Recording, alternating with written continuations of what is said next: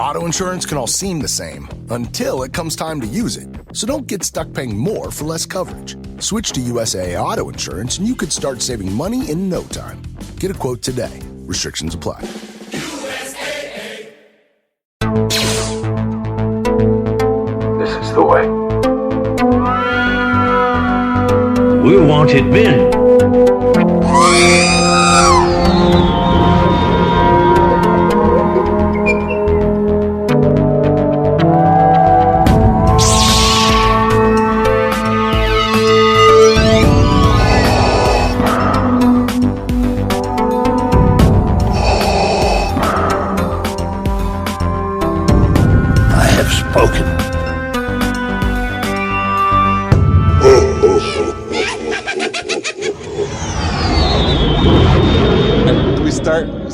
Start. Okay. Gosh, Jason, I am so tired. I've been on the road for 4 days with Narayan in Cincinnati. Guys, I'm not going to fake it, man. We've been trying for like 20, 30 minutes to get this right. And Jason had to come and sign in on his phone. So that's why he's sounding a little weird. And he's having computer issues, I guess. I don't know. Because he was sounding like Max Headroom. If you guys, I think I just dated myself saying a Max Headroom reference, but he totally sounded like Max Headroom. Jason, are you with me? I am with you, live from the moon in a submarine. I am here. Shit. Damn. Yes. So we're doing it. We're doing it. We're going to do it. So if this is out, I don't know if I'm going to get this out tomorrow morning. I'm going to get it out on Wednesday morning. But if you guys hearing this on Wednesday morning, we're running a little late because I was in Cincinnati all weekend for the Cincinnati Toy Show. And we wanted to record and get my thoughts. And we're recording like Monday night. It is now like, I guess close to 9. I don't know, or 7. It's only 7, 8. It's 8 o'clock. It's 7:50. It's 7:50. So yeah, that's how late we're recording this. So it may get out tomorrow at 5, but if it's a day late, I'm sorry. We are here because we love you. Yeah, if I need to edit, because I love the fans and I appreciate the fans. It's weird to say. It just sounds weird. Anyway, dude, I will tell you, man. There's a guy, Dan. He's out of Portland. Yeah. And every time I tried explaining something to him over the weekend, he goes, "I listen to the podcast." Every time I'd say something, he'd be like, I listened to the podcast. So he knew everything I was going to say. And it got to the point where I started saying stuff and I'm like, wait a minute, you listen to the podcast. So you know what I'm about to say. Yeah. You don't need to tell him anything. He knows everything. It was great. But dude, we had like, I don't know what it is, man. We have fans. I'm not saying you guys are awesome, but it's awesome hearing from you guys. And it's awesome when you come up to me and are just like, hey, I love your podcast. Mike, from Cincinnati, or actually he's in Ohio. Lives right over the border in Kentucky. He was like, dude, you helped me through the night shift. So he goes, I love your podcast. So, I mean, I just appreciate that. I met a guy, Sam from West Virginia, talked to him for a little bit. He's starting a West Virginia club and it was it's cool seeing him and talking to him for a little bit. So, man, I met your buddy Fonz, which was incredible. Yes. Me and him sat around for a couple of hours one night, smoking cigars until this drunk guy came up and started talking cryptocurrency with him. And I'm like, after about a half an hour of listening to, I'm already tipsy and they're, talking crypto, he was way past us. And by that time it was like, dude, I'm just going to bed. Yeah. And it was, wow, that was our first night. And oh, dude. All right. If you're just going to jump into it, man. Back up a little bit and start from the beginning. I gotta back up, man. Because all right, so let's start off because before you get into it, did the drunk guy have any tips on cryptocurrency? Should I be investing in some weird thing that I don't know about? Dude, I don't know. He just was like, you got to farm it and then you got to stake it and then you got to do this. And I'm playing Yahtzee on my phone at that point because I'm like, I just want to finish my cigar and go to bed because, dude, we had gotten back from the restaurant at like midnight and Fonz was like, you still want to smoke these? And I'm like, heck yeah, let's go. Because it's going to be one of those weekends. And we just, so yeah, I missed out. You missed out. Oh, dude, but I could definitely understand because you had another trip and then you had the trip with your family. So yeah, we could say it. I went to ICE, the International Collectors event up in Pennsylvania, and then I drove to Syracuse a couple weeks later. So it was just a lot of travel for a couple of weeks, and that's why I decided to sit out on this one. But go ahead, tell me what. Been exhausted, dude. Because and you know how it is when you travel, it doesn't seem to hit you till like the next day because you get home at midnight. I got home at like 9 o'clock last night. I'm in bed by 10:30, and you get up at 5 for work, and then like tonight at 7 o'clock, it's hitting you like a ton of bricks. Yeah. But yeah, dude, I could definitely see if you did. I mean, and Narayan was like, "This is what ICE is like, but it's 10 times more intense." And I'm like, "Oh my god!" Or you're always on the road. You don't get to chill out, and you're in a different hotel every night. And it's just like, wow, dude, I couldn't imagine then going to Cincinnati for this trip. Yep. I mean, I got to give it to Narayan because he did a ton of collection tours, man. He said, I think we toured 10 collections. A couple of them we were surprises that, we were hanging out with the Lemkels and they were like, yeah, come check out our personal collections. And I was like, crap, because they have a joint collection and then they each have their own stuff.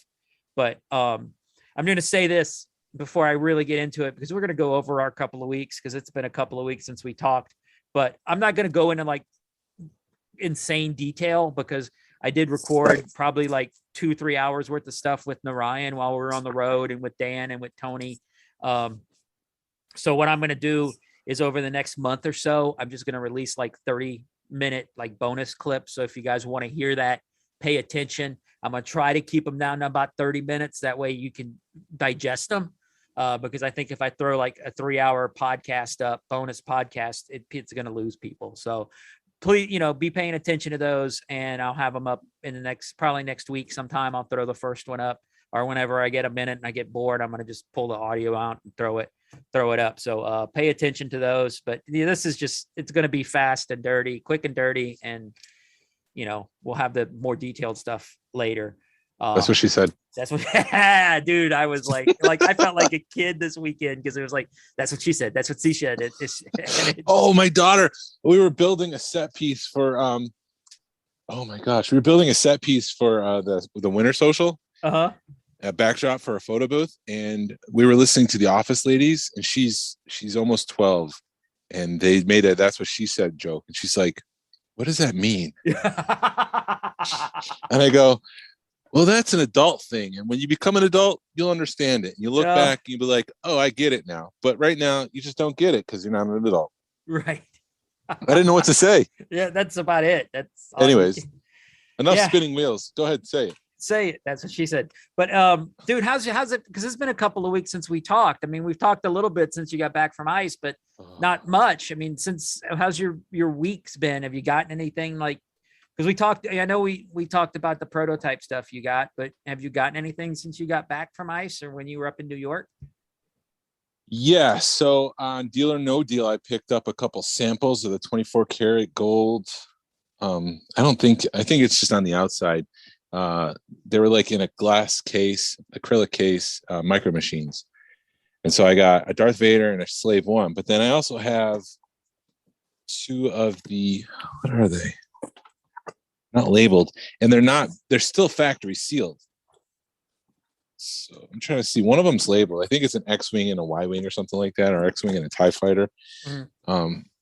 Where is it? It's labeled here somewhere. Yeah, the box. I got a shipper box that said samples on it, but like I said, it's factory sealed and factory Slave One and X-Wing. It's factory sealed, so it's in a white box. So I don't even know what's in there, but I have two of them. So I'm like, do I open one and keep the other one factory sealed? Dude, I don't know. I don't know either. They're micro machines. People don't care, but I also want to see what's inside of it. Right. So was it in a shipper box with the two of them together, or? Yeah. So the X-Wings are in a shipper box, and they were shipped in white boxes that you open and then you pull out the acrylic piece with the two gold-plated pieces inside of it. So the Darth Vader one is already open. The Darth Vader's TIE fighter and the Millennium Falcon's already open. So I could put that one on display, but it still has the protective plastic on it, which is still factory sealed. So I think I'm going to leave that because I could still see inside of it. Uh-huh. I'm just wrestling with, do I open with the factory sealed boxes? That's a tough one, dude. I know, because otherwise I just spent money on boxes, you know? That's what. Go ahead. No, go ahead. That's what stinks about being a box collector, because you end up collecting cardboard. Yeah. And I mean, it says purchase order number on the side of the shipper box samples. Wow. Yeah, it's got 2 of them in there. It's 24 karat gold collection. Now, do the white boxes say samples on them, or it's just the shipper box says samples? The shipper box says samples. The white boxes, they have some code on it, but I don't know what that means. It's like 655-4562-0000, not applicable, not applicable. Like, I don't know what any of that means. I don't know either, dude. Yeah, I know you don't know. I don't. I'm just saying it. Yeah. Well, maybe somebody knows. I don't know. Yeah, but they're really cool pieces, and I've always wanted them. I thought I would never be able to get them, and now I have them. But now 2 of them are in a white box, and I can't get to them. So I don't know what to do. Like, I feel like I can open one and preserve the other one in the shipper box. But, and the other thing, it's samples. So who's to say they're not a little different compared to the final run? Right. And I'll never know that unless I open it. So I'm just gonna wrestle over that for a while. Yeah, let it stew for a minute. Is it taped, or how's it sealed? How's the white box? They're taped. So I mean, I could try pulling back the tape. Like on one of them, the tape is kind of crinkled to the point where I can almost put my fingernail into the crease of the box. Uh-huh. So we'll see. I'm still just hit it with the hair dryer. Have your 16-year-old hit it with a hair dryer a little bit too long. No, she doesn't like Star Wars. She won't be careful. I also got that prototype Stormtrooper. I ordered that online. Oh, the dude, those things they were going for like $40 at the show this weekend. Are they really worth that much, or is it just people scalping, or what? People are scalping. But everyone I saw at the show was $40. And the other problem, it seems like Target will only get 6 or 12. Okay, so they're getting a case, either 1 or 2 cases. They'll get 1 or 2 cases, and then that's it. And it's like, if you don't get it when they first come out, you're not gonna get it at all. So it's just a supply and demand thing. Right. That's crazy. I got my Heir to the Empire Black Series, Luke Skywalker, that comic book thing. You mean the repaint? The repaint and the reset, yeah. I got the repaint Han Solo on the Power of the Force 2 card. I got my Black Series Tech, and then my Black Series Zero. Tick. I'm Omega Tick. Yeah, I got my vintage collection of Ahsoka. And then when I was up in Fredericksburg, Virginia, we went there for a couple of days. I went into an antique store. I got an Anakin Skywalker vintage one for $25 there one time. Uh-huh. I mean, this is a couple of years ago. So I wanted to go back to this antique store, and they had a bunch of episode 1 figures, some of the stuff that I don't have, but they had like sticker marks on it where they had peeled up the stickers, and you can see the residue, and you can also see where the card back peeled up a little bit. And that was a kind of a bummer for me. So I didn't get that, but I did get more Micro Machines. Micro Machines came out single packed at one point. Right. So I got a Y-Wing, a Land Speeder, and a TIE Bomber, all like single pack, still on card, and they look really great. So I'm happy to have those as part of my collection. Awesome. But as I look around my room, because now I can walk around because I'm on my phone. I heard you walking. Yeah. I was looking at the things as I described them. I don't see anything else that I got recently. So I think that's pretty much it. I'm still just trying to wrestle with opening these things. And I got them on Deal or No Deal from Todd Chamberlain. And he packed in a couple extra shipper boxes. One is a Boba Fett Micro Machine thing. I don't know what it was though. Right. That's cool. I've kind of wanted to do the sealed Boba Fett playset just because, but then it's like, I get to a point where, you got money burning a hole in your pocket. And the one thing I learned at a show, when I start getting to that point, I just got to stop. you take a deep breath and you're like, all right, you're just trying to spend money to spend money. Yeah. And then you're going to end up with crap that's just not going to go anywhere. Oh, But, I mean, is it like, are you addicted? Is it like gambling? Instead of, spending your money on black or whatever, you're just spending it on more and more Darth Vaders. Right. Exactly. It's the same part of the brain. Dude, I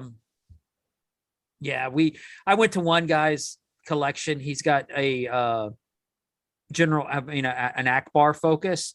Yeah. And imagine like our rooms, but it being 90% Akbar. That's a dream. Dude, it is insane. It's like if it has Akbar on it, he has it, and it's preserved really well. And yeah, it would be like going into our normal collection, but 90% of it's Akbar, and you're just like, oh my god, you're like, I did not realize they made that much Akbar stuff. Yeah. So it was cool. Anyway, yeah, I've actually made 2 trips to Cincinnati since we last talked. Right. Yeah. Are you playing with something? No, I'm just sitting down. Okay, never mind. I thought I heard like or somebody talking, but like you were playing with, but maybe, I don't know. Never mind. I'm playing with my action figures. Pew, pew. Maybe that's what it is. Maybe. Oh, but yeah, I actually did 2 trips to Cincinnati. My wife and I, we were going to go see Faith No More in Kentucky, which is like Newport, Kentucky, which is right over the border. And they canceled the week before. So we were bummed. They like ruined a couple of, it ruined at least the day we found out. Cause it was like the second time in 2 years that they canceled. The first time was in 2020. And, they had to cancel in 2020 because of COVID. Right. They couldn't, there was nothing happening. But this year they canceled like a week before the show. And I was keeping my fingers crossed. I'm like, please happen, please happen, please happen. And then I get a notification on my phone, Faith No More canceled. And I was like, what? And it still bums me out because I've been looking forward to this show for like 2 years. Actually, No, straight up canceled? Yeah. Not rescheduled for another day? No, they canceled the whole US tour because they had a few shows booked through the end of the year, or through like October, or no, this is October, but I think through December they had a couple of shows in California.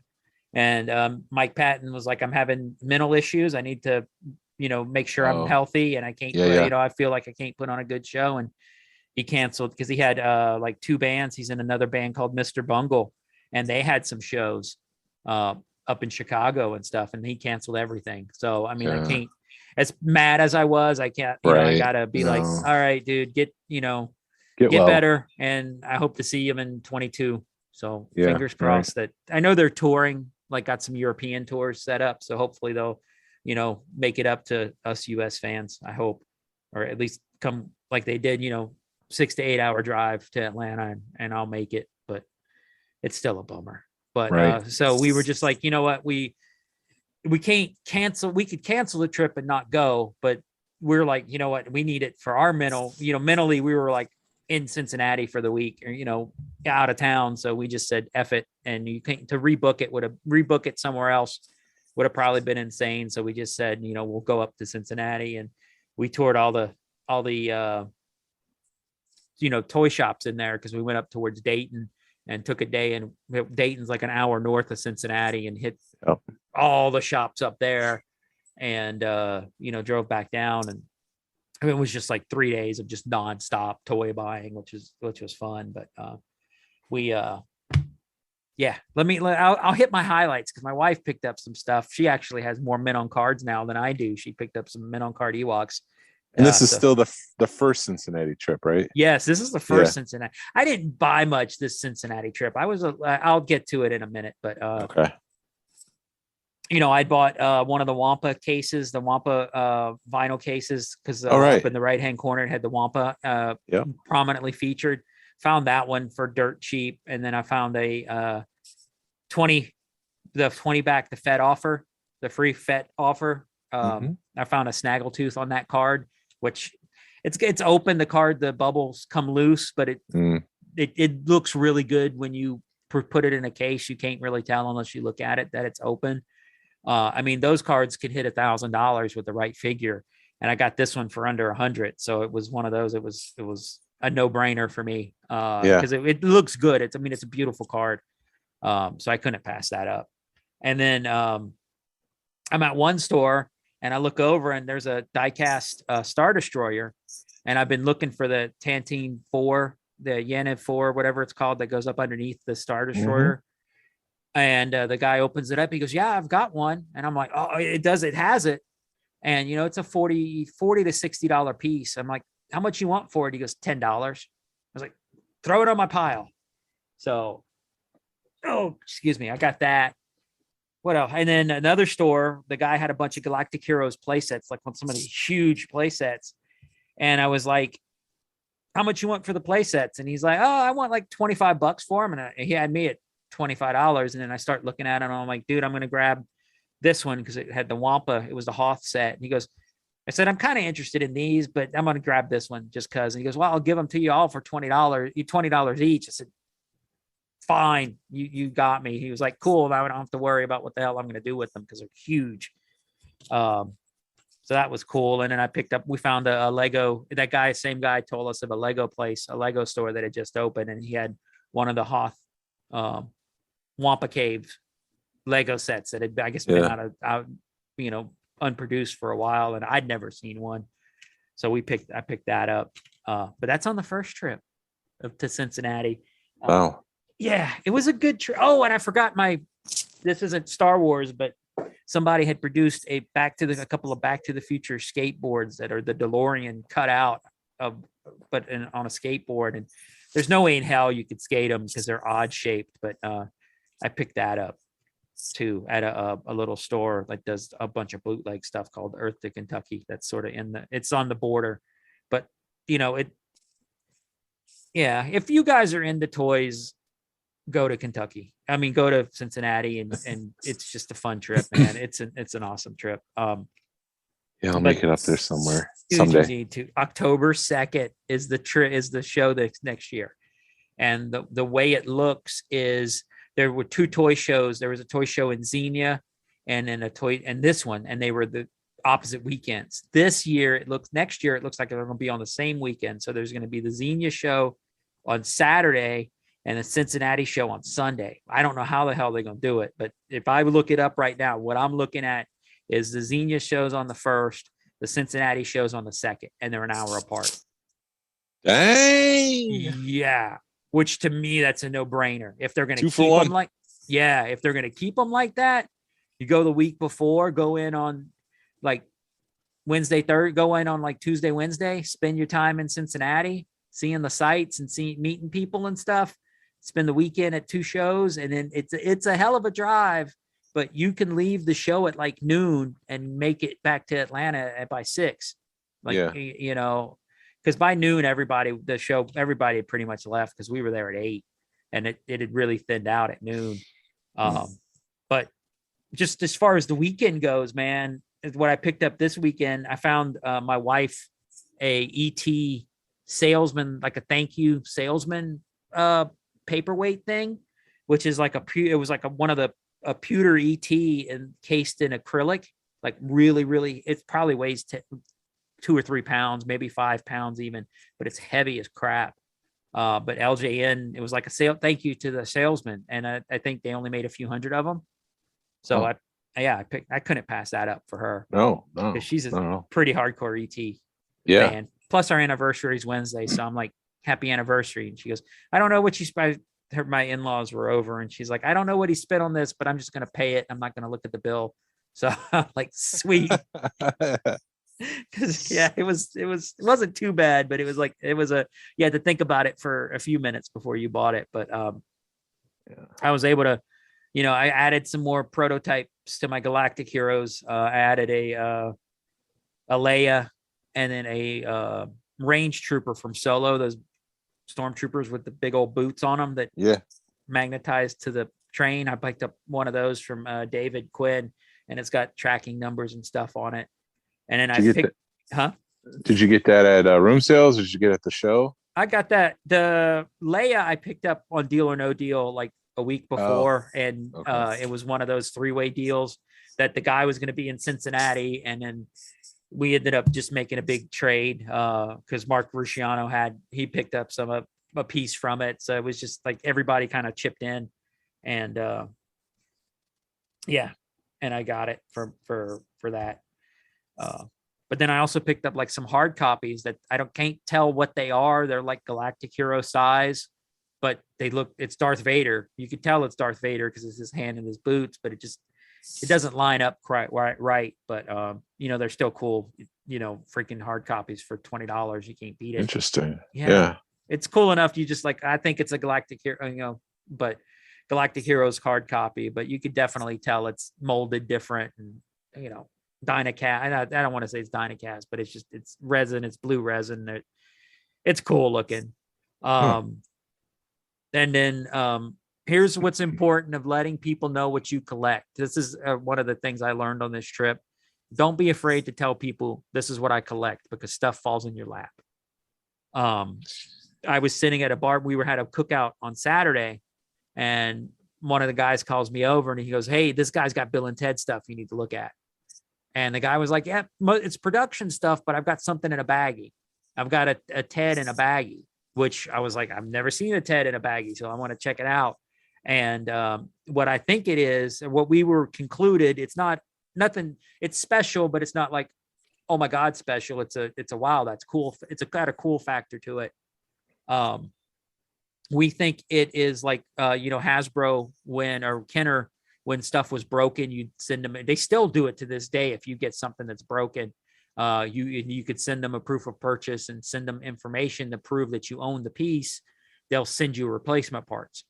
And we think it was something to do with that, where if your guy broke, they would send you. They just had him, I guess, in a baggie for some reason, and they send it to you because it's for the 2-pack, and the 2-pack doesn't come. They don't come in baggies. They come zip tied. Right. And it even comes with the wrong guitar because all the paperwork has him with the other guitar from the 2-pack. And this one's posted with what would be Bill's guitar from the 2-pack. It's in the baggie. Interesting. Yeah. And it says made in China across the front of it. So I don't know what but yeah, it was just cool to throw that in the Bill and Ted case and be done with it. And then Mandy actually found me a bootleg Rumpf mug from a Chewbacca bootleg Rumpf mug for like $7 in an antique mall while she was out. Wow. Yeah. She'd sent me a picture of it, and I was like, "How much was that?" And I was like, "You tell me." And I'm like, "If it was under $20, grab it." She goes, "Well, how about under 10?" I was like, "What?" So she said she was walking in an antique mall, and there it sat. So it's cool to add to my bootleg ceramic collection, that piece. But yeah, that's last couple of weeks, man. Been a fun couple of weeks. Well, yeah, I forgot to mention I went to Fonz's house for about an hour or so. So even though I didn't go to New York over the summer, I did get to hang with him for a little bit and see his room. And it was cool because like normally for like a party, he's got his room cleaned up. And it wasn't messy. It was just he's got a lot of stuff out. Uh-huh. It wasn't tidy for a party kind of ready kind of room. So I did get to see a lot of stuff that he just had out that he had to go sort through. And he had made a big purchase, so he's picking up a lot of modern stuff that's just not too expensive. And so he had a lot of cool pieces that I was able to check out, and that was a lot of fun. And I also got one of the Empire Brewery Strikes Bach, which I've told before on the podcast. That's a brewery up in Syracuse, New York. It was called Empire Brewery, and then they made the Bach, and they just called it Empire Strikes Bach, and then it got slapped with a lawsuit from Lucasfilm, so they just changed the name to Strikes Bach, but it is Empire Brewery's Strikes Bach. So I got to have one. I don't like it. I don't like Bach. You drink, but you were able to go to Apple Orchard, and I knew you were happy as a dead pig in the sunshine. Yes, I was. I saw you posted the tap of the what they had at the Apple Orchard. I'm like, yeah. He's like me in a brewery, man. You are having a good time up there. I love the sweet ciders. I love apple picking, and I love apple cider donuts, and I loved it all. It was so fun. Yeah. You look Yeah, like you at least look like you were having fun. I don't remember what your kids looked like, but you looked like. Oh, they had fun. Awesome. They had fun. We went apple picking. So we went to this one specific apple orchard where you can pick different apples. Like in some orchards, like the one that has the cider, you only pick the one apple they tell you you're going to pick that day. So if you go down the street, you can get Gala, Granny Smith, Snapdragon, Cortland. And they had a whole bunch. So we were picking like one of each. And this past weekend, I cut them all up and I froze them so I can make apple pie. But some of them are sweeter, some of them are tartar. So it was, if you can't tell, it's a dream. You really like apples. I love apples. But like you were saying, it's good to let people know what you like, because I've had several people reach out to me about micro machines, and Ralph from North Carolina sent me a bunch of modern micro machines that he got dirt cheap. So I really appreciate that. And then you got me the little micro machine pilots.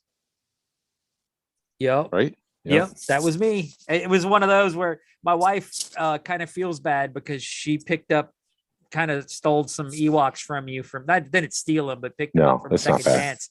Yeah. But so I'm paying attention to that card back. Yeah. You know, so when I see something with that card back, I'm like, oh, we need to grab this. So, you know, it's so thank cool. You. Yes, thank you're you welcome. Yeah, and you were like, dude, I'm driving. I can't pay you. I'm like, it's $12 plus I owe you money for that FET. So you're like, oh, okay, cool. It's a wash. Yeah, so we're good. We're good.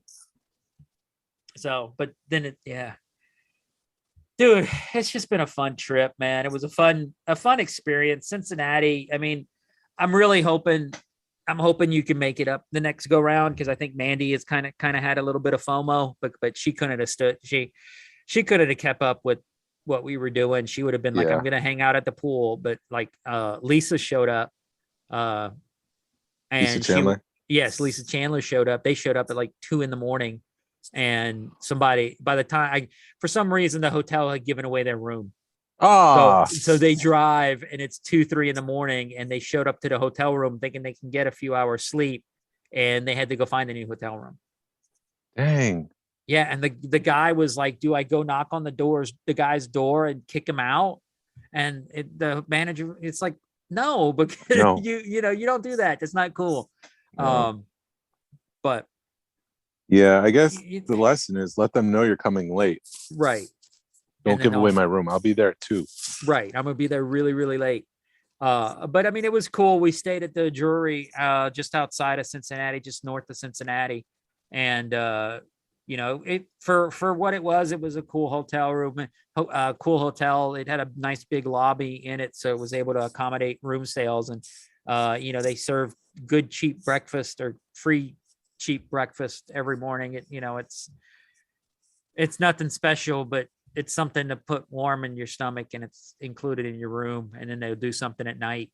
The coffee was hot and good. The coffee was the best part, but you know, it sucks when you're at you'll stay at a Airbnb and you go to wake up and there's no coffee. So then you got to wait 2-3 hours for somebody to, you got to wait, you got to wait an hour for everybody to get ready before you can have a cup of coffee. So by the time you're out of the house and started to drive to a place for breakfast, you're a gumpy Gus, because you can't have your coffee.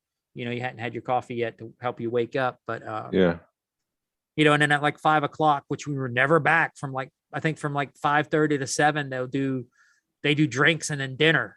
And we were just never back for that. So, it is what it is. I don't want to drink crappy beer anyway, even though it is free. But I don't know what they had, because we were never there. We were never there to see. We had pulled in at 7 o'clock, and I thought, man, hurry up. Let's get checked in. Give me my drink ticket so I can go see what they got. And by the time everything was settled, it was done. So we didn't get anything. But when we went up to ICCC, we didn't stay at the hotel. We stayed at one across the street, and they gave us drink vouchers. But I was over at the conference, so I never was able to use the drink vouchers for a free drink at night. Right. But I've also been at hotels where when you do have that, it's a very long wait, and it's certain drinks, and you don't have a whole lot of choices. And then you got a tip on top of that. So you end up paying, you end up tipping $3-4 a drink. So you might as well just go buy what you want. Just get a drink. Right. Buy what you want, like you're saying. Exactly. So what was some of the coolest things you saw this weekend? The That coolest you could talk about. that I could talk about. The coolest, probably the coolest thing I saw, and this is from a Boba Fett fan, is you don't realize it till you sit back and you go, I saw 2 rocket firing Fetts in an hour. Wow. That to me was the coolest thing that I can say. This is what I saw. Yeah. I was in one collection. They had a bunch of micro collection stuff that, a bunch of oddball paint samples and just, oh my God, it was incredible. As far as being a micro guy, seeing that kind of stuff was cool. Oh, what am I? What else? Now, I, like, because it's in the city, like, and you don't have to go into this if you don't want to, because I don't want anybody, like, it was all in confidence, I'm sure. But, was this something they picked up because they're local, or was this like stuff that they got years later? This was because they were local. Okay. That's awesome. And just, I guess, know where to look. But that's awesome. Yeah, that was, to me, was cool. And just, yeah, I don't know how much there was one guy that he collected Chuck Norris stuff, and he had you walk in his room and it's all Chuck Norris stuff. And then he had like he had like a Wampa pre-production run, which to me was incredible because he had like 10 Wampas all in various paint samples. And then everybody's kind of, it's one of those where you're walking around going, this is a cool collection, but where's all the Star Wars stuff? And then he goes, wait, oh yeah, I forgot. I didn't open this door. And then he opens a door that's like the storage, underneath stair storage. And it's full of stuff, it's just like a full proof run, proof runs and wow.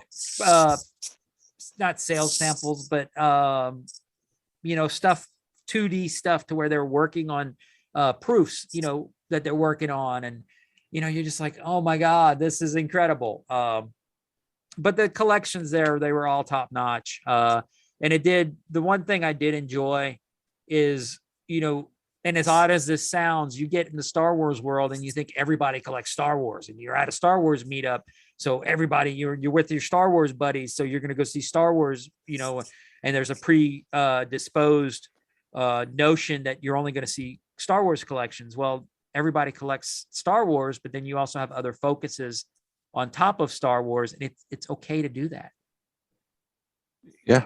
It's okay that I've got, a Bill and Ted run that I'm working on. And then there's one guy Absolutely. that had like glamour dolls that were little 3 3/4 dolls that Kenner did. And he's working on a run of those. And he's, I'm trying to think of any, the Chuck Norris stuff. And everybody's got their own little niche that they try to get a hold of. And it's cool. And they're all displayed differently, and they're all, they don't have to be, you don't have to have a top notch collection as long as you love your collection to show it off. Right. That, another cool thing, one guy at the room sale had a hard copy. It was a first shot. It was one of the Ewoks, but it was a hard copy Ewok body with a first shot hood. And I'm just like, that's amazing, because it was the Dynacast. It was green. You could tell it was a hard copy. Vintage hard copy. Wow. I think he was wanting just under 10,000 for it. I was just like, oh my God, this is amazing. I can offer you my blood, sir. Yes, exactly. Or ma'am. I guess I shouldn't. One of our buddies, if you guys listen to David's podcast, they had Warren is a guy I met up at IC in April, and he was there, and he was talking in April how he had a C-3PO first shot that he had since he was a kid. He grew up in Ohio, and as a kid, for some reason, he has a C-3PO that he played with, and I don't know how he got it. I don't even know if he knows how he got it. But, years later, he's looking at it going, this is a really weird looking C-3PO because there's no markings on it. And so he showed it to some people he showed pictures of it to some people at IC, and they're like, dude, this looks this looks an awful lot like it could be a first shot. So then he brought it to Cincinnati, and everybody that he showed it to was like, I'm about 100% sure this is a first shot. So seeing that was cool, because normally when you see a first shot, it's encased and, you don't see it, it's already been graded and proved that it's a first shot. And he had one that was ungraded. So, you flip it over and you're just like, there's no markings on this, and as somebody who's not handled a lot of them, after years of collecting, I'm finally able to say, okay, there's something different about this. Mm-hmm. And I was able to see some of the micro collection 4-ups that were legitimate. And you're like, okay, after seeing a few of them in person, you're able to, this stuff, you're able to kind of tell the difference, because they've got it. They weigh different than a basement bounty. Yeah. Or, one of the ones that they came out, found from the 90s or early 2000s. I saw my first 4-up at ICE. Yeah. It's just that those are a thing of beauty, because the features, they like spend the time, and they just take so much time sculpting them, because they know they're going to lose so much in the process, and it's just, they're just beautiful. But yeah, that's awesome. Yeah, it was. I have to say though, every time you say micro, my heart like flutters a little bit, and then you say collection, and my heart just kind of crashes. Dude, I feel micro machine. Is he going to say machine? No, dude, collection. I looked, man, and I tell people, like, I got a buddy that does prototype micro machines, and are just like, huh, that's weird. I didn't know they did that. That's me, the weird guy. I like to look over people's fences and say, hey, do you have any micro machines? I'm that level weird. Dude, I know. I mean, I'm going to give as awesome as a time it was, room sales and the show were a little disappointing to me. I mean, I still want to go back next year because of the people, and I really dig Cincinnati. And I think if I can put them together, lump my sense, because my wife and I's already decided Cincinnati's a yearly trip. We're gonna make it a yearly trip for us, and we could squeeze it in over a long weekend. Take 4 or 5 days, wrap a weekend up and take a few days off work and shoot up there. Mm-hmm. But if we can wrap it, you could put it in with the toy show. It's a no-brainer. But I left a little disappointed, because you hear rumors and you hear stories of prototypes being on every table. I mean, there were some prototypes, but it wasn't like I was expecting. I was expecting to just be like, oh, there's prototypes everywhere. And it wasn't, toy department, huh? Don't you think most of those are locked up now in collections? I really think they are. I mean, I wasn't expecting vintage prototypes. I don't expect to see vintage prototypes. They're locked up. There's no way you're going to see them. Yeah. But modern stuff, I was expecting to see a lot more modern stuff. Modern prototypes. There was, you remember that Beetlejuice, Billy the Kid that we talked to Kim Simmons about? Yes. There was a prototype of that one. So that was kind of cool seeing it, because we'd found that and it had to be the same guy that had it on eBay, because it was the same price. Oh, but I didn't ask him, and it was just like, oh man, I know what that is. That's cool to see it in person. I mean, if you're looking for vintage Star Wars, just like, I don't want to say run of the mill, but it goes from run of the mill, like, the $5 beater to the, double telescoping Luke in a early bird kit. So, you can go from $5 up to several $1,000s at this show. So as far as, if you're looking for Star Wars, it was an awesome show. But when I was looking for, I was a little disappointed, because I was expecting to see a lot more prototypes. Room sales was fun, but there again, I was expecting somebody to just walk up with a whole tub of prototypes and be like, here you go. And it didn't happen. I think I was kind of hoping that one of the Kenner guys would just be like, hey man, I heard y'all were having room sales and here. But that was kind of disappointing, because you've heard rumors of that happening. The fantasy. Yeah. They're living the fantasy, but hey, dude, one of the people that we showed, and this we'll go into it more when, if you guys listen to the bonus material with Narayan, but actually had a piece of unproduced. It was an unproduced Ewoks figure that he bought for $1.50 at the flea market. And he was like, this is the figure. And I'm the one that did it. It's not a mother's, cousin's, uncle's, brother's, boyfriend's college roommate. It was him that picked it up for $1.50 in at a flea market. How long ago? In the 90s. Okay. But still, just to know that happened and to be talking to somebody who that happened was incredible. Yeah, but like I'm kind of alluding to, the window that kind of stuff happening was 20 years ago. Right. The stuff's still out there, but you've got to put the people that are going to get it are the people that have their name, that are big names out there that, know people. Yeah. They have the connections. Yes. They have the money. Yeah. You got to pay for that stuff now too.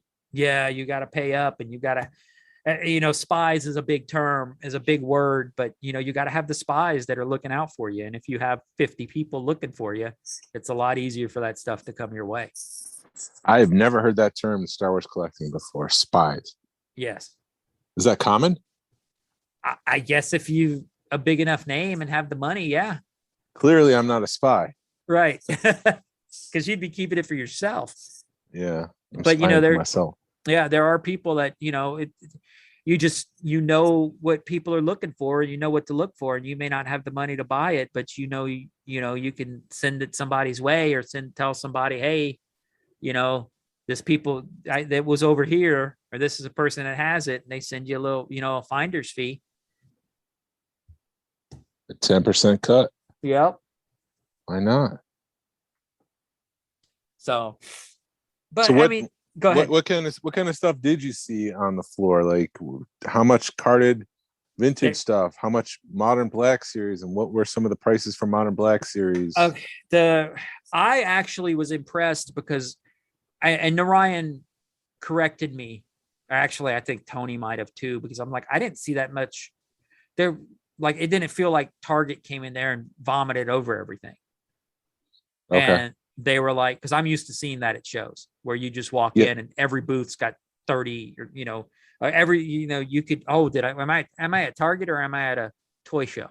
Powder Springs can kind of feel that way sometimes. Yes, we need to get into that, because Jordan and I alluded to that last episode, and we may run out of time on this episode, but we need to go back to that, because I know we've talked about it and you were like, I need to talk about this. But I wanted to get into more detail on that on another episode soon.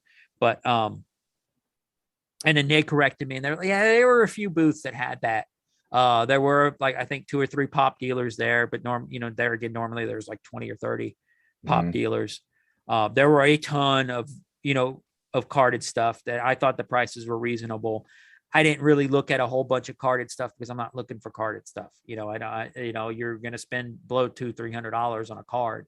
And I didn't want to, if I'm going to spend that, I'm going to spend it on something, spend it on something else. Yeah. But they had, one of the cool things I thought I saw was, it was a beater. I mean, it looked like somebody ran over it with the car and then put it in their back pocket for 3 days. It was a Fed offer Jawa that it was horrible. And it was only a couple of $100, and I really thought about picking it up, but it was too gone. It was too far gone for me, but it was just cool to see it. Yeah. And there was another beater Fett mint on card. But when you start looking at it, it had been taped, and the bubble had been taped back down. But it would still been a good, budget card to get. Yeah. I think it would have displayed okay if you didn't look and say, oh man, it's taped. Those were cool. They had a lot of boxed, still in box stuff, sealed box stuff. One of the guys at Room Sales had a bunch of uncut, Revenge of the Jedi, Empire Strikes Back, and Star Wars stickers or something. Uncut sheets of those framed up really pretty. He was wanting what a car cost nowadays for all 3 of them. Yeah. Jeez. Yeah. And what was the best deal of the show? What was the biggest ask of the show? The biggest what on the biggest ask? Ask. ASK, not ass. That's what I thought you said. I was like, wait a minute. Who had the biggest booty? Biggest booty. The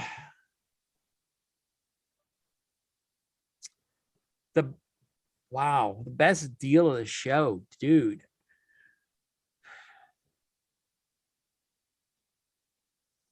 Sorry, I didn't mean to shut the show down. Yeah, I don't know. I'd have to think about it, but I don't really remember. I don't, Did you see the biggest like highest priced item?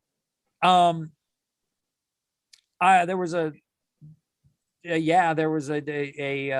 baggy DT Luke early bird set that was right north of $6,000. The set or just Luke? It was the whole set. It was everything complete. And that's about right. Huh? That's about right for that set, right? Yeah, it was about right. That was picked up by one of our buddies, which was fun watching that deal happen. That was probably the most expensive piece I saw. It's common knowledge. It was out in public, so I don't feel like saying, I know what it was listed. I don't know what he paid for it, but I know what it was they were asking for it because it's sitting on the piece. It was sitting on the piece. That was probably the most expensive piece I thought that may have been out there. Oh no, the most expensive piece I saw was the first shot, was those prints, not the prints, but the art, and then that first shot, the hard copy Ewok that was for sale. Yeah. Okay. Those were probably the most expensive single pieces I saw. But that was at room sales. That wasn't at the show. Right. At the show, it probably would be that DT early bird kit.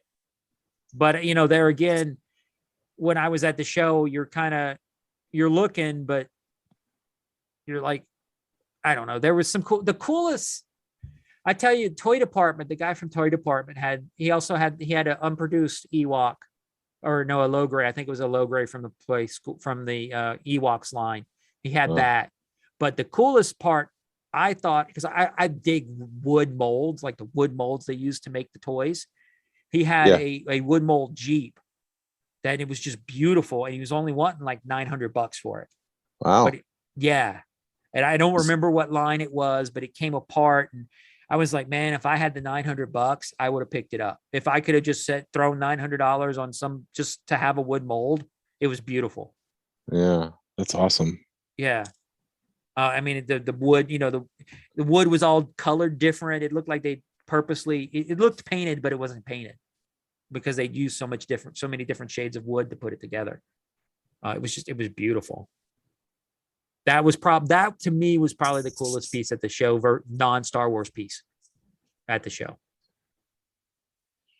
That sounds like a pretty cool thing to see. Yeah, dude, I saw some incredible stuff. I saw screen used props in one guy's collection. Wow. And hold on, I'm not even gonna, I can't even say it because I don't even want to be leaked out. I'll tell you later. No, it's all right. I saw one piece that was like, holy shit. But it's one of those pieces you can't talk about.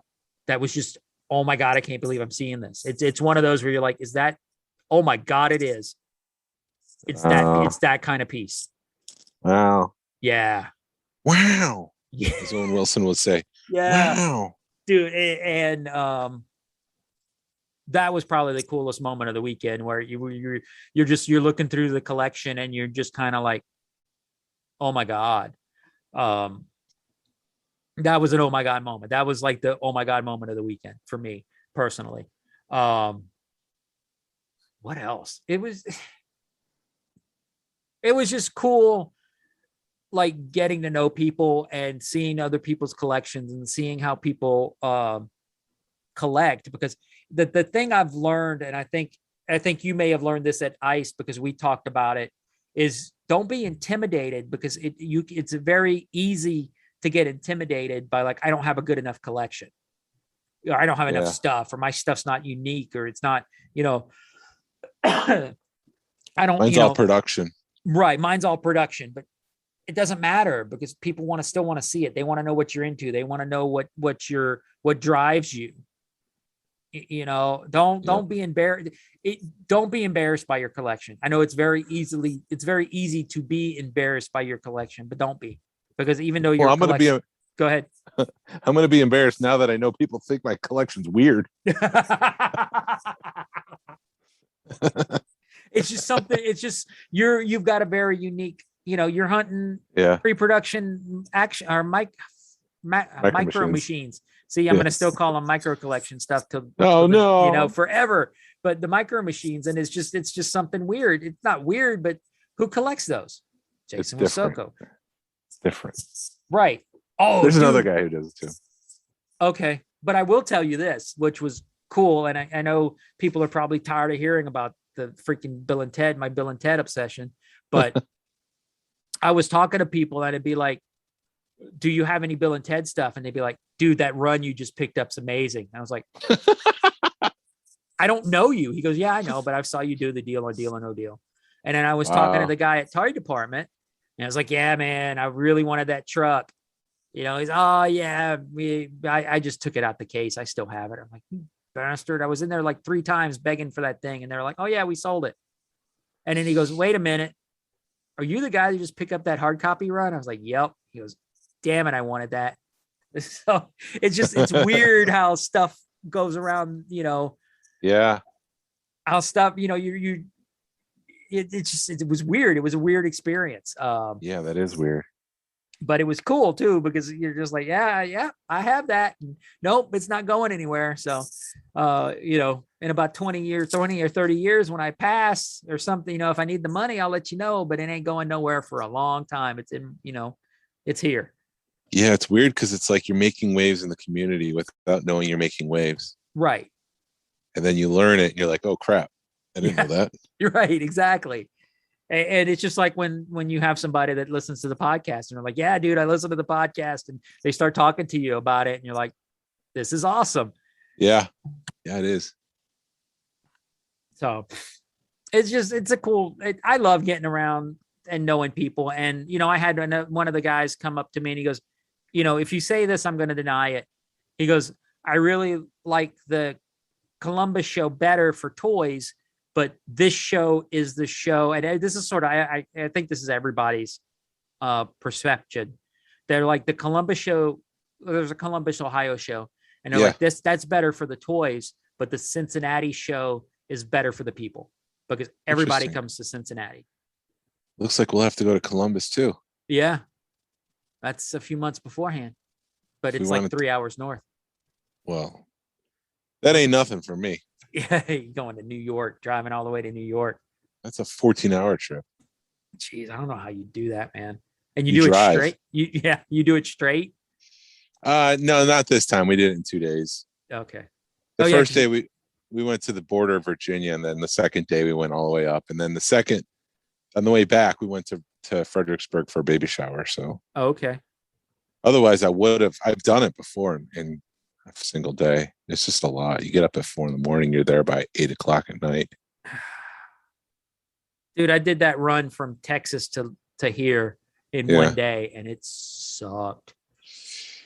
Yeah, I mean, I went up to that funeral up in South Bend. That was a 10-hour trip, and I went to that wedding up in Grand Rapids, Michigan, and that was a 14-hour trip.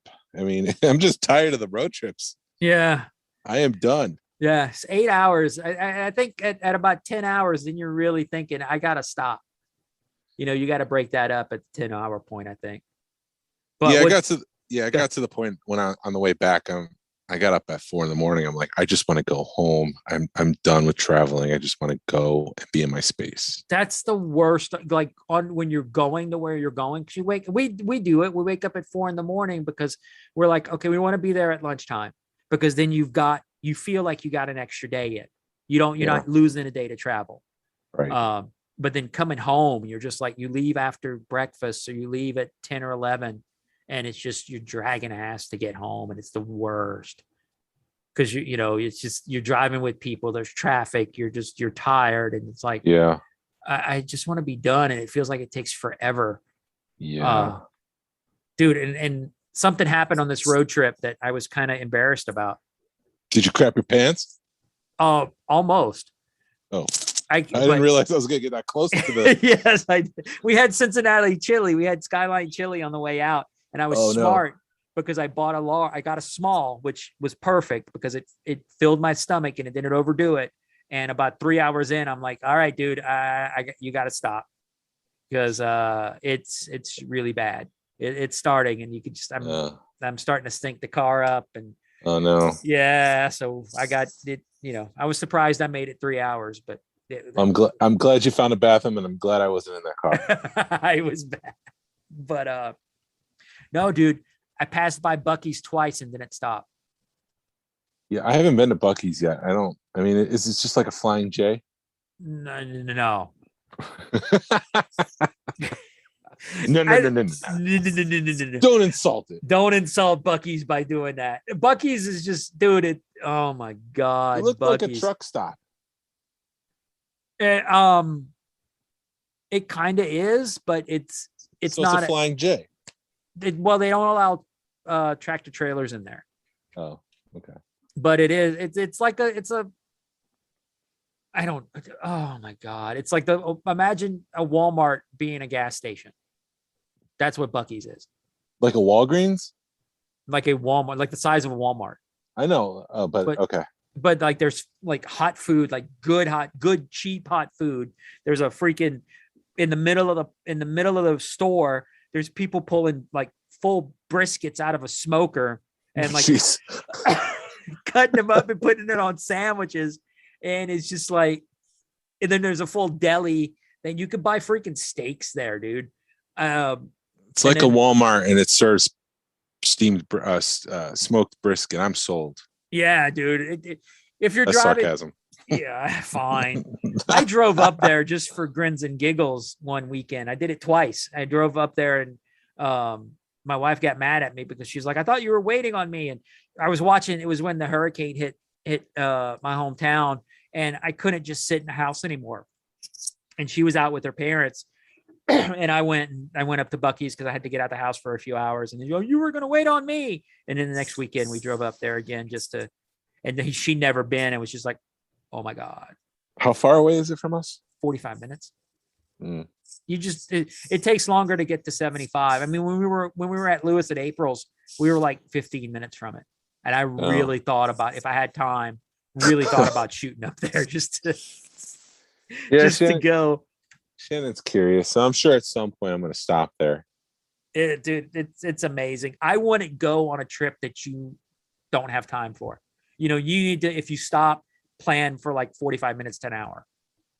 Yeah, we were just leaving. And so we're 45 minutes, hour into the trip. I didn't want to stop. I wanted to keep going. Yeah. We stopped on our way up and coming back down when me and Mandy did it because we planned for it. We were like, it's 45 minutes north. It'll be perfect. Stop, get some coffee, get one of those big ass cinnamon rolls. I got a brisket burrito, which was amazing. When did a burrito become breakfast food? I don't know. But and then when we were on our way back, we were like, hey, we got to make a pit stop. So we stopped into Bucky's to make our pit stop, and it cost me $25. Because you're buying crap. You're walking around going, look, it's a t-shirt for $10 and it has Bucky on it. So you got to buy it. And I'm also on Weight Watchers right now, so I can't eat half of the foods that you just listed off without risking the rest of my day eating anything. All right. This sandwich is 300 points. Screw it. Yeah. There goes my week. No, the other thing I wanted to mention, so I went and saw, this is just a data point. This doesn't mean it's a trend or anything like that, but I went and saw Venom with Harrison while the girls were at the baby shower, and we had like a half hour to kill because we were dropped off. So we got into the movie theater early, and we're just sitting around, and I flip open my website with all my figures on it. And I said, to Harrison, one day some of this stuff can be yours if you really want it. He's like, I'll take some of it. And I was like, whoa, because he never said anything like that before. So I'm thinking like, maybe he wants Black Series. And I go, what do you want? He goes, I'll take the Funko. Oh, I'm like, oh, this is why Funko is so popular with young ones. Right. With the younglings. I mean, 2 feet from my Funko, I only have a limited number. I have vintage figures, which are worth, like one vintage figure is worth all of my Funkos combined. But he wants the Funkos. He's like, there's a couple Black Series. I think he would want the Mandalorian Black Series and then my Funko Pops. Jeez. And I'm at the point where I need space in my room, so I'm almost like, dude, just take the Funko stuff and get it out of here. Have your inheritance now, my son. Yeah, take it. Just don't sell it. But that just goes to show. I mean, Funko is very popular, and that's the reason why people buy it. Like, the young kids like it a lot. They don't care about the action figures. It's really the 40-year-old people who grew up playing with those things that are buying it nowadays. And I wonder, in 20 years from now, is it a dead industry? Right. I don't know. Funko. I think Funko, not Funko, our stuff. It probably is. Look at what's happening with the 12-inch GI Joes. Those guys are dying off or getting out of it, and nobody's buying them. But the thing with Funko is they're good about picking a brand that nobody else has touched. Like the Office. You couldn't buy Office stuff, and Funko got the license and started releasing them. So as an Office fan, you're like, I got to go buy those because I could own something from the Office. There was an Office action figure line at Walmart. I saw Pam and I saw Dwight, and they soon went on to clearance, and I never saw any more of that line. Wow. And those were about 6 inches, and they were, like in a Black Series kind of style box. But yeah, no one was buying it. So I just don't think the action figures are, I think it's more of a younger, it's a older generation thing, not a younger generation thing. Yeah. We'll see. We'll see in about 20 years. We'll be old and being like, I can't believe them youngins don't want our action figures. I spent $10,000 on that lightsaber right there. Yeah. DT lightsaber. Yep. It's a DT Luke. Man, I'll give you $10. All right, Sonny. It's broken. It's got a hole in it. I don't want that. Oh, man. I did get to see somebody try to make a deal, man. Speaking of old ladies. And, so they get a phone call and they're like, yeah, it's an older lady. So they're like, oh, cool, man. I've got toys. And they finally get a hold of her, and she's like, oh, I'm at the one house that I'm close to you at, but it's got all dolls and doll houses and stuff. The house that's got the Star Wars stuff is too far away right now. And I'm just like, you could just see the look on his face. He's like, crap. And I'm like, oh man, I thought I would get to see a deal go down today. And well, that sucks. It was horrible. I felt so bad, but it was still, dude. It was the people made that trip. It was hanging out with people that you only know online. It was running around Cincinnati with, some, giants of the hobby. It was fun, man. When you have a somebody that you look up to as a collector walk up to you and say, hey, Glenn, how's it going? You having a good time? You get anything cool? And you have like a 3 or 4 minute conversation with them. You're like, that's awesome. Yeah. That's what this trip was. Yeah. So, yeah. It's the people that really matter. It's right. not really the things. The things are just a tool to get us talking and networking and meeting and becoming friends. And it's just a vehicle to become friends with people. Right. It's really a special hobby. And I've grown to not just love the things that I collect, but the people I collect with. Exactly. And I mean, this podcast, while we're on it, has helped me get out. Like you were saying a couple of weeks ago, how you like to see me get out of my shell with the podcast. But even when I don't have a microphone, I go into podcast mode. Right. And like I was asking questions at Fonz's house. I was at a superintendent retreat for a construction company last week, which is part of the reason why I couldn't go to Cincinnati, and I went to podcaster mode, and I was just asking this guy question after question after question, learning a little bit more, but also, learning a little bit more about their passion. Right. So it's just a cool tool that I've developed because of this podcast. Awesome. Well, I'm glad I could help. Thanks. Sincerely. Yes. No, it's awesome. Thanks for coming on. I mean, here's something cool, man. And I was going to make a big deal about it at our next show, but our next show is 1 year that you and I have been doing this podcast, dude. Wow. Yeah. Wow. It's pretty fun. It's been a fun year. Yeah, it has been. And I appreciate everybody who listens because I think we've got quality.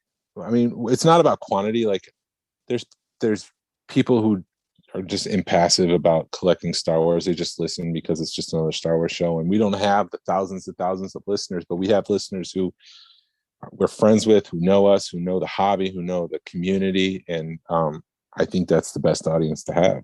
Oh yeah. It was awesome. Okay. Yeah. Okay. I appreciate it. I appreciate every one of you. Oh, All right. yeah, man. Well, it's late. It's 9. It is late. It's 9:00. It's like an hour. And so email us smugglersgalaxy@gmail.com. You find me at Cajun Fed on Instagram. Send us an email. Tell us how much you like the show, man.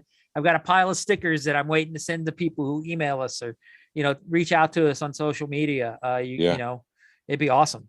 And like I said, tell a friend about us, we'll send you a pile of stickers and then you can put them on stuff and vandalize people's things. And leave a review on Apple Podcasts if you listen to that, because that helps us grow and it helps people find the show and listen to us. So yeah, it's really cool when you can look up the podcast and it's like above like Coffee with Kenobi. It's like, yeah, I don't know if it's just, I don't know if it's an algorithm or not, but when you're on the same page, you're like, hey, that's awesome. But we're in good company. Yes, we are. All right, Jason, have a good night, man. You too. All right. This is the way.